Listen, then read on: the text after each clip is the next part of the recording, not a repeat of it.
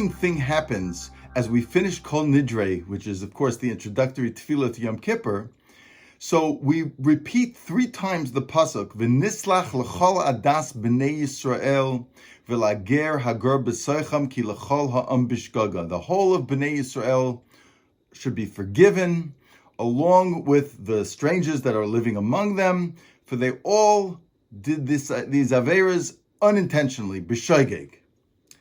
Now, before Kol Nidrei, in most machzorim, we find the Tefillah Zaka, which is written by the Chai Adam, which is a pretty explicit vidui of our wrongdoings over the course of the year.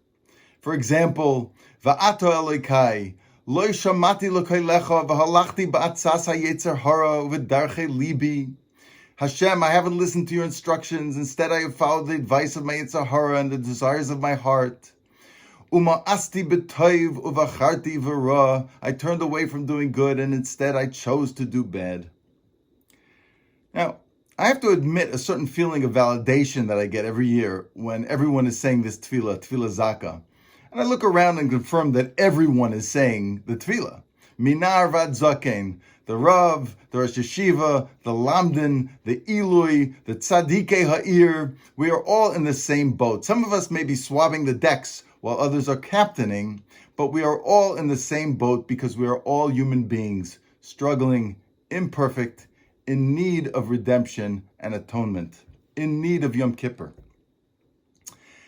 But it is a little strange that after going through the Tefillah Zaka, where we take responsibility for our shortcomings in explicit detail, suddenly at the end of Kol Nidrei, we change our tune, so to speak, and we are suddenly claiming to be all shoigigim. What happened to the attitude of taking responsibility that we started out with in Tefillah Zaka?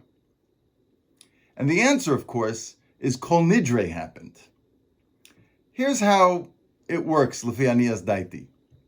Kol Nidrei opens with a declaration that with the approval of HaKadosh Baruch Hu, the Kehila, the Beis Din Shel Maila, the Beis Din Shel Mata, we authorize davening with the Avaryanim. Literally, Avaryanim means those who habitually do Averis. In other words, all of us.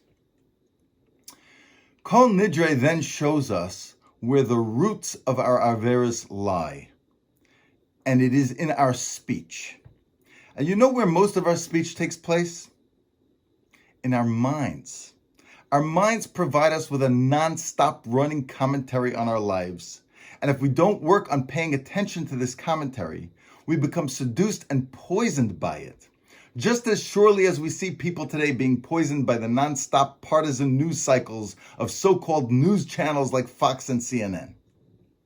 Our inner dialogue is where all of our averis, all of our turning away from doing good and instead choosing to do bad, starts. We make up ill-considered rules for ourselves, vows we cannot keep, oaths we regret. And here's the punchline. We usually are not even aware of them. Studies show that the average person thinks something like 50,000 thoughts a day. Obviously, we don't pay attention to most of them. We can't. We'd never be able to actually do anything if we did. So Kol Nidrei is like a reset button. Look, we're saying to HaKadosh Baruch Hu, I've got a whole complicated set of rules that I made up for myself without carefully considering the outcome. And I'm not even aware of all those rules. And in the course of the tshuva process, it has become clear to me that I have acted inappropriately. So I say vidui and will klap al chetz for all of those actions. But I need to open the formal davening of Yom Kippur with a recognition of the process. How did I get here? And where do I go from here? And the answer to that is, I got here because I was not mindful of my inner dialogue. And the way forward is that I need to start being more mindful of my inner dialogue. Now, we are not born with an automatic ability to be mindful of our thoughts. It is a skill that must be learned and practiced. So I cannot have done these chata'im b'mezid. That would have required mindful awareness. And by definition, mindful awareness does not lead to chet. And then, when we are done identifying the roots of our mistaken actions, and therefore also reminding ourselves and HaKadosh Baruch Hu, in a sense, of the way forward of what we have to do, then we borrow a pasuk from a case where the Sanhedrin gives a mistaken psak din that it is mutter to do an action that is actually avodah zarah. That's where the pasuk vanislach comes from. And this pasuk is so appropriate here, because just as Sanhedrin hands down a psak din to Klal Yisrael, the many voices and thoughts in our minds govern our actions, and we too, certainly we too, make mistakes. But just as following a mistaken psak din of Sanhedrin is a shoigeg, so too following mistaken thought processes in our minds is a shoigeg.